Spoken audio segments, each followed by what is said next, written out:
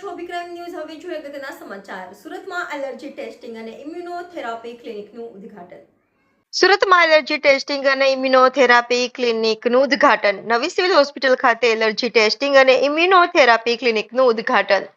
Civil હોસ્પિટલમાં શ્વસન દવા વિભાગની સામે ઓપીડી 11માં ક્લિનિક શરૂ કરાયું. જળશક્તિ મંત્રી શ્રી સી.આર. પાટીલના હસ્તે કરવામાં આવ્યું ઉદ્ઘાટન. ઉદ્ઘાટનમાં મુખ્ય મહેમાન તરીકે હર્ષ સંઘવી, મુકેશ પટેલ, સંગીતા પાટીલ રહ્યા ઉપસ્થિત. ઉદ્ઘાટન પ્રસંગે સિવિલ હોસ્પિટલ સહિત અન્ય તબીબ અધિકારીઓ તથા તબીબો રહ્યા હાજર. મેડિકલ સ્ટાફ અને નર્સિંગ સ્ટાફ પણ રહ્યા ઉપસ્થિત. સુરત સિવિલ હોસ્પિટલની અંદર અનેક મુશ્કેલ ઓપરેશનો વિના મૂલ્યે કરીને સિવિલ હોસ્પિટલમાં સુરતમાં લોકોને જે વિશ્વાસ ઉભો કરે છે એના માટે અહીંયાના 100 ડોક્ટર્સ, નર્સિંગ સ્ટાફ અને અન્ય સ્ટાફ એ બધાને પહેલા તો ખૂબ ખૂબ અભિનંદન આપું છું. જે બહાર પ્રાઇવેટ સેક્ટરની અંદર જે ટ્રીટમેન્ટ ખૂબ મોંઘી છે એવી ટ્રીટમેન્ટો વિના મૂલ્યે સિવિલ હોસ્પિટલમાં થાય એના માટે સફળતાપૂર્વકના પ્રયત્ન ન્યૂ સિવિલ હોસ્પિટલ સુરતમાં સતત થતા રહ્યા છે. આજે એક એલર્જી એક સામાન્ય રીતે ઘણા મોટા પ્રમાણમાં આપણને જોવા મળે છે, પરંતુ ઘણીવાર એલર્જી હોય છે પણ એની ટ્રીટમેન્ટ ખબર નથી. એલર્જીને કારણે છે એ પણ ઘણીવાર ખ્યાલમાં આવતો નથી. ત્યારે સિવિલ હોસ્પિટલે આજે પહેલ કરીને આવા એલર્જીના નિદાન માટે ઇમ્યુનિટી ટ્રીટમેન્ટ માટે એમણે આજે સિવિલ હોસ્પિટલની અંદર આ વિભાગ ચાલુ કર્યો છે. જે બહાર સારવાર કરાવી હોય કે નિદાન કરાવીને સારવાર કરે તો લગભગ 1.5 થી 2 લાખ રૂપિયાનો ખર્ચ આવે છે.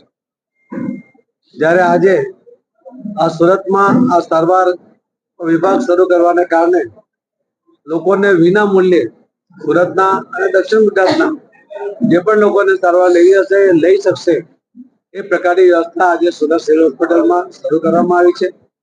એના માટે હું ગુજરાતના મુખ્યમંત્રી શ્રી ભૂપેન્દ્રભાઈ પટેલ, આરોગ્ય મંત્રી શ્રી ઋષિકેશભાઈ પટેલ, સિવિલ હોસ્પિટલના 100 ડોક્ટર, 100 નર્સિંગ સ્ટાફ એની સાથે જોડાયેલા તમામ સ્ટાફ સૌને ખૂબ ખૂબ અભિનંદન આપું છું.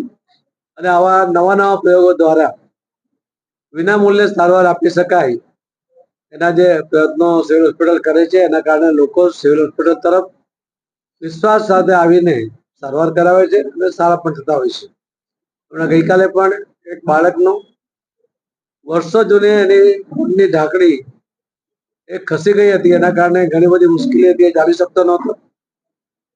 એમને ફ્રીથી વિનામૂલ્યે ઓપરેશન કરીને સિવિલ હોસ્પિટલમાં સફળતાપૂર્વક જે ઓપરેશન કર્યું છે, જે બહાર કદાચ 4-5 લાખ રૂપિયામાં થઈ શકે એવી શક્યતા હતી, એ વિનામૂલ્યે કરીને એમણે બાળકને નવજીવન આપ્યું છે. આવા અનેક કેસો ઘણીવાર આપણને માહિતી મળે છે કે છાપામાં વાંચીએ છીએ ત્યારે ડોક્ટરો પ્રત્યે, નર્સિંગ સ્ટાફ માટે અને સૌ સ્ટાફ માટે એક અલગ પ્રકારની અનુભૂતિ થાય છે. ડોક્ટરો જે સમર્પિત સેવા કરતા હોય છે એનું જીવંત ઉદાહરણ એ ન્યૂ સિવિલ હોસ્પિટલ સુરતમાં આપણને જોવા મળે છે.